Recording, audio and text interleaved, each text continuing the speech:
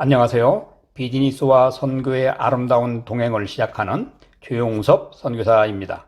비즈니스와 선교의 아름다운 동행을 통해서 하나님의 선교의 영토를 확장하는 방법을 배울 수 있습니다. 이번 강의는 경험론적 비즈니스 선교 철학입니다. 선교? 한국에서 이 두 글자의 의미를 모르는 크리스천은 없을 것입니다. 선교를 왜 해야 하는지 이유와 목적을 모르는 크리스천 또한 없을 것입니다. 예수님이 제자들인 우리에게 남긴 소명이자 비전이라는 사실을 알고 있음에도 모든 교회와 성도들이 선교하는 것은 아닙니다. 이유가 무엇일까요? 개인적인 생각에는 선교에 대한 행복을 모르기 때문입니다. 살아가면서 행복을 느낄 때 우리는 그 일이 지속하기를 바라곤 합니다. 선교도 그렇습니다. 일단 그 단맛을 맛보게 되면 끊을 수 없는 것처럼 행동하는 선교사를 자처하는 나는 선교에 대한 5가지 철학을 가지고 있습니다. 첫째, 선교는 행복이다. 둘째, 선교는 누구나 할 수 있다. 셋째, 선교는 축복의 통로이다. 넷째, 선교는 나눔이다. 다섯째, 선교는 자신과 더불어 모든 사람을 행복하게 한다. 날로 확장되어가는 나의 비즈니스에는 보이지 않는 하나님의 손길이 닿았습니다. 주님의 넘치는 은혜가 있었다고 생각합니다. 더불어 하나님께서 주신 마음이 내 안에 있었다. 이왕 비즈니스 선교사로 나선다면 똑부러게 하자. 하나님과의 약속이었고 나 자신과의 약속이었으며 각오였습니다. 그 안에는 다른 이들과 차별 있게 해보자는 마음도 있었습니다. 지금은 내가 사업이라는 개념조차 없이 시작한 일이 날로 번성하는 영광을 누리게 되었습니다만, 욥기에 우리가 잘 아는 말씀이 나오죠. 내 시작은 미약하였으나 내 나중은 심히 창대하리라 는 말씀이 나를 위해 있었고 나를 위해 이루어 주셨다는 것을 온몸으로 느꼈습니다. 비즈니스 선교의 롤모델을 어떻게 만들 것인가 더욱더 고민하고 연구하였습니다. 내가 몸으로 실천해 배운 것을 다른 사람들이 배워서 적용할 수 있도록 돕는 것이 나의 소명이라고 생각하였습니다. 그러한 고민의 결과를 간단 명료하게 2가지로 정리하면 이렇습니다. 첫째, 비즈니스 선교는 누구나 할 수 있는 방법이어야 한다. 둘째, 이 방법을 통해 선교의 영토가 넓어져야 한다. 나의 지나온 시간에 비춰볼 때 첫째와 둘째 방법이 조화롭게 잘 이루어졌습니다. 내가 시행한 방법도 그리 어려운 방법은 아니었다고 말하고 싶습니다.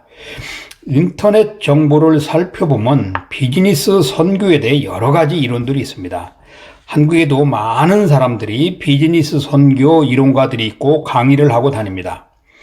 오랜 시간의 숙고와 연구 및 조사 끝에 도출해낸 이론인 만큼 존중받아 마땅합니다. 하지만 무엇보다 비즈니스 선교라는 것이 무엇인지에 대한 개념을 이해하고 접근하는데 그들의 이론이 아주 유용하리라 생각은 합니다.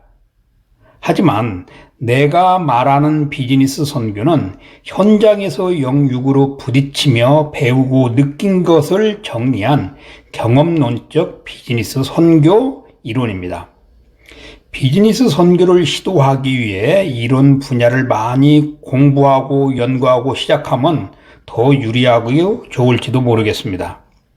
하지만 나의 경험으로 봤을 때 비즈니스 선교는 이론에 대해 공부하지 않았다고 두려워할 필요 없이 누구나 쉽게 할 수 있는 분야입니다.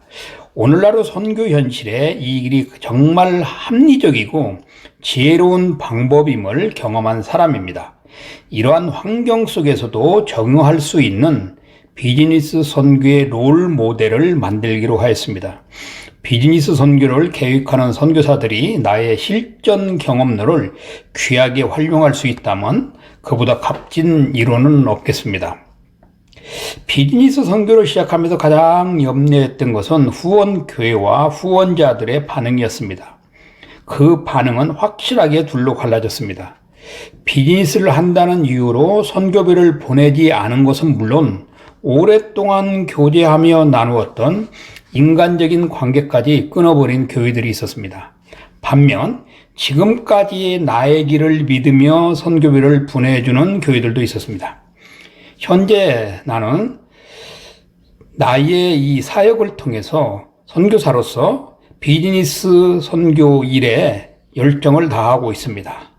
주변의 선교사 중에도 어떤 사람은 비즈니스에 미쳤다고 비난하는가 하면 어떤 선교사는 정말 잘 되었다고 축복해주며 참으로 각양각색의 반응이었습니다.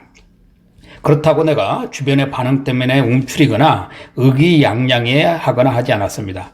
축복하는 마음에 감사하는 마음이 있었고 비난하는 마음에 안타까움이 있었지만 지켜나가야 하는 중심에 그저 충실히 하고자 했습니다. 비즈니스는 내가 꼭 해내야 할 일이었기 때문입니다. 하나님이 내게 주신 은혜이자 명령이었고 내가 하는 일이 선교다라는 확실한 기도의 응답이 있었기 때문입니다. 사업에서 가장 중요한 것은 사업 자체가 아니라 사업을 만들어가는 사람들입니다. 나는 이 말을 늘 되새기며 삽니다. 선교사는 선교지에서 수많은 사람과 접촉해 본 경험이 있습니다. 그 경험만으로 충분히 자원이 되고 사업 미천이 됩니다. 언어를 배우기에 시간을 투자하듯이 사업을 배우기 위해서도 시간을 투자해야 합니다. 그 시간에는 사람을 만난다는 내용이 반드시 포함되어야 합니다.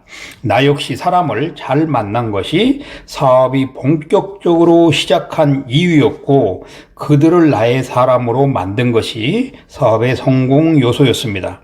그래서 지금도 나는 어디를 가든지 먼저 사람을 찾는 일을 먼저 합니다. 하나님도 사람을 통해 일하셨고 예수님도 사람을 통해 일하시지 않았습니까? 교회의 역사와 복음 전파 또한 사람을 통해 이루어졌습니다.